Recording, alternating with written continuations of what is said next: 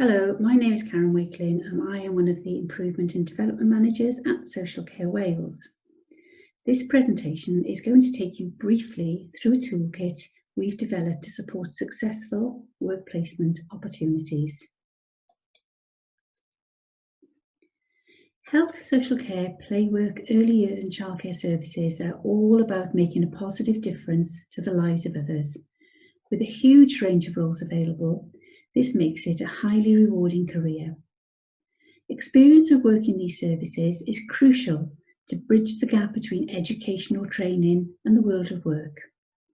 At its best, it can open people's eyes to jobs they'd never thought of, inform career decisions, and provide valuable work experience for job applications and entry to higher education. As employers, you may be wondering why we're promoting opportunities for work placement at a time when you are facing the biggest challenges to our health, social care and childcare services in living memory.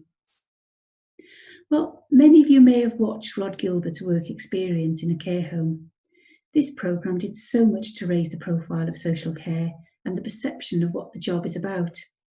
A few of Rod's quotes from the programme are, "Low skilled? Says who? If we valued our carers even 1% as much as we should, it would be the most rewarding job you could do.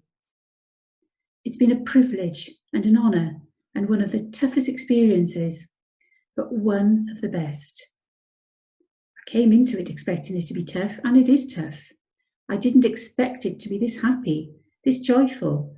I didn't expect it to be this rewarding."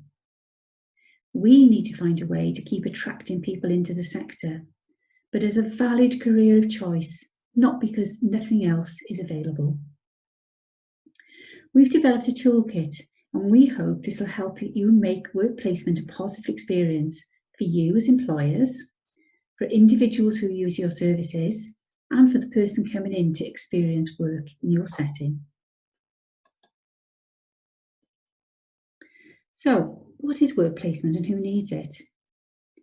Experience of work through placement in health, social care, play work or early years and childcare settings may be used for many reasons. For example, employers who want to invest in and support the development of the future workforce, motivating and inspiring people to work in the sector.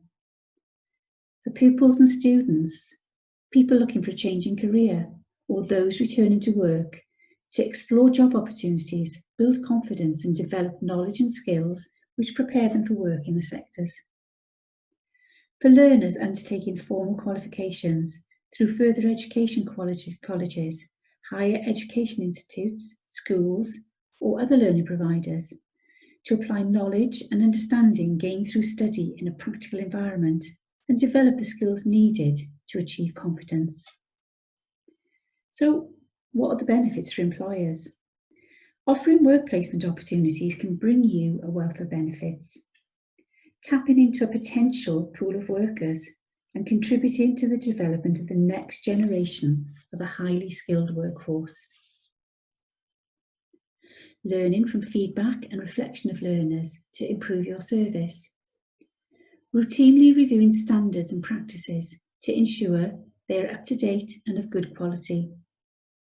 Promoting the value of the sectors, the range of roles available, and motivating people to work in health, social care or childcare as a career of choice. Promoting your own service and what it has to offer. And supporting the development of your own workforce through mentoring. So this slide and the next one are just a screenshot really of the work placement guide on our website, so you know what to look for when you're there. So for ease of use, the guide has been divided into 3 parts: employers, learning providers and learners. Each part contains the same information, which has been tailored for the audience.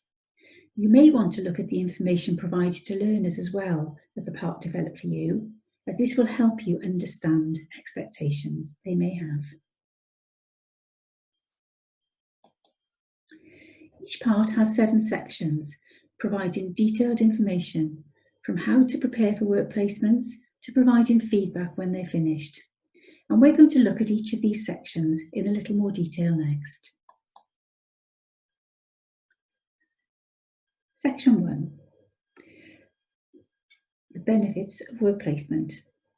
As already outlined, offering work placement opportunities can bring a wealth of benefits. Working in the sectors can be both rewarding and challenging.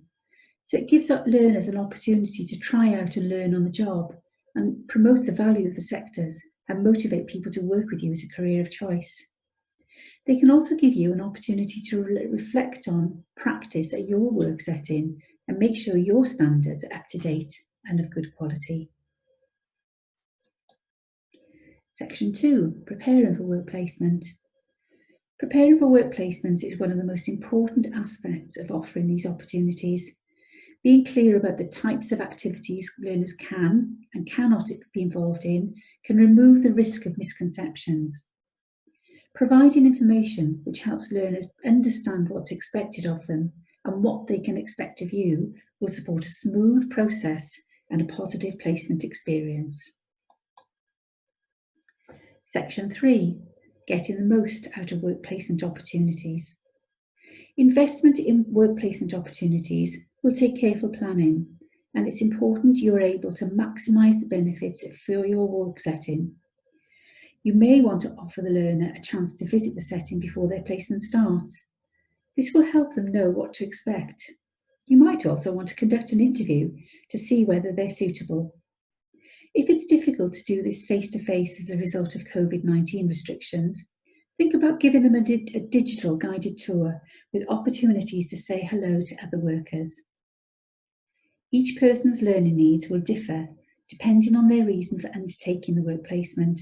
For example, gaining a vocational qualification, or a taster for young people in school, or building the skills and confidence of those looking for employment in your sector.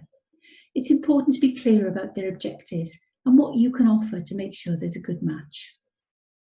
There are a number of things you should consider, and we've provided a checklist which will help. One of the most important is the allocation of a mentor who will be available to support a learner for the duration of their placement with you. The mentor can support by making sure the learner is clear about expectations, providing feedback, reassurance and encouragement. Section 4. This section provides important information on regulations, standards and legislation you must meet, such as safeguarding, health and safety, and data protection and confidentiality. Section 5. Where learners are undertaking placement with you as part of a course or qualifications, there will be specific requirements they will need to meet to develop their practice.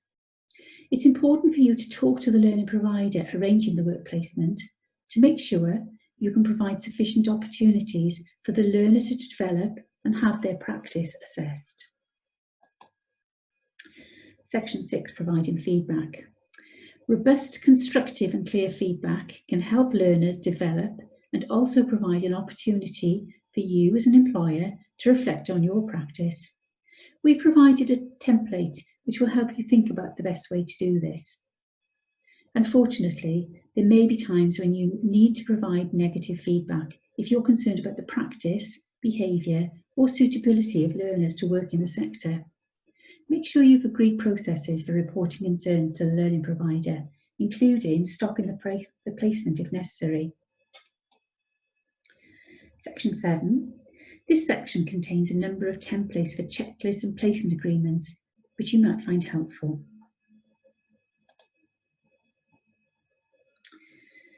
So, top tips for making placements COVID safe.